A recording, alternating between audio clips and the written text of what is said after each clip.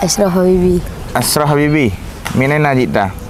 Iaitu min ceri hil kering. Ai paslin na? Senija. Man wali pasal? Ustaz Rahmat Maulana. What are you doing today? Huh? You are watchman? Huh? Hostel, watchman hostel. Hostel is Piket?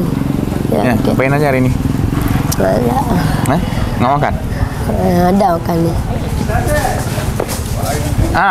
Come in. I'm interview. Talking. Ashraf. Huh?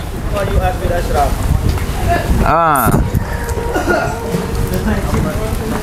La, awak yang khah menunjuk Sarifki lah ke orang tu.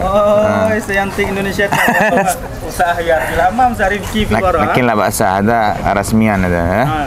Ustazana mau sase. Podcast ke Indonesia Sarifki ya. Apa dia? Enggak, dia kemarin enggak makan sama sekolah. Enggak makan siang. Layak kul nahar lah bahasa. Layak kul rus. Ini dia bagi dah makan? Tidak. Yang enggak makan Ya.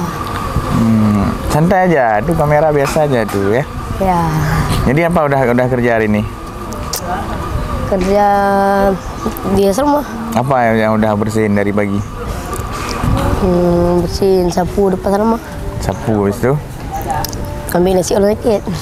Berapa orang sakit di asrama? 2. Siapa aja? Fatan Mahfadel. Kalau obat siapa yang ambil? Obat ambil sendiri ni. Ambil sendiri. Ambil sendiri. Jadi tugas piket mulai jam berapa?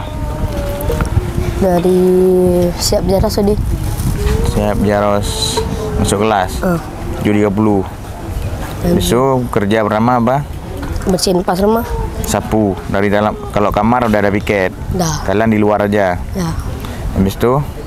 Habis tu siap jaros 3 kali nanti masuk kelas. Bersih masjid.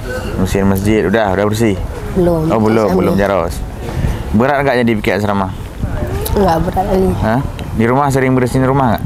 Sering bentur-bentur. Itu karena apa? Habibi ya. Karena Habibi sering kerja di pesantren ya. Jadi di rumah udah terbiasa ya. Kamu makan jangan enggak makan ya. Jangan sering enggak makan, bahaya nih perut nih. Walaupun dah berisi perutnya nih. Ya. Sehat badannya tetap harus makan ya, biar ada power ya. Ini habisnya apa kerja? Ada masjid. Berapa orang lagi asrama? 9 orang. 9 itu kelas berapa? Kelas 3 orang, kelas 2 3 orang, kelas 1 3 orang.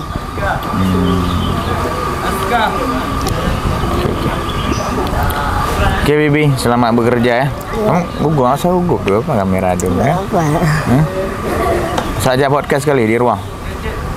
No. Apa kita bahas? Cara Habibi hidup di asrama ya. Boleh itu? Boleh. Okey lah. Mana kawan-kawan yang lain ya? Mana di kelas 1 enggak ada nampak?